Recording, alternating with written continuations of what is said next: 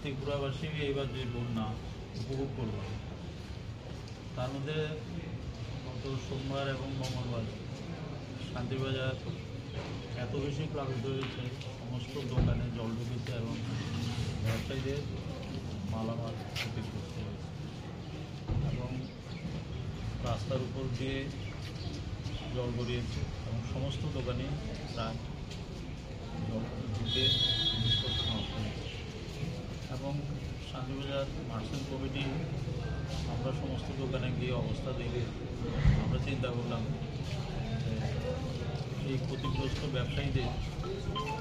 কিছু সাহায্য প্রশাসনিকভাবে করা যায় কিনা, সেই জন্য আমরা সেই আবেদন নিয়ে আজকে মহকুমা শাসকের কাছে আমরা মিলিত হয়েছি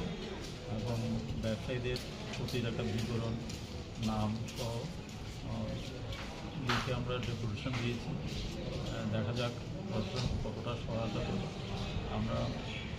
মার্চেন্ট কমিটি খুব আশাবাদী যে ব্যবসায়ীদের সাহায্য পাওয়া যাবে প্রশাসনিকভাবে। সেই আশ্বাস বা সেই ব্যবস্থা হয়তো মহকুমা শাসক করার চেষ্টা করবেন, সেই আশা আমাদের দিয়েছেন। এই নিয়ে আমাদের আজকে মহকুমা শাসকের কাছে ডেপুটেশন সেটা এখন জমি থেকে মাটি ঘোরাতে হচ্ছে, পাঁচ থেকে 6 ফুট, যার জন্য আর জলটা আগের মতো যাইতে পারে না, জলটা সাইডে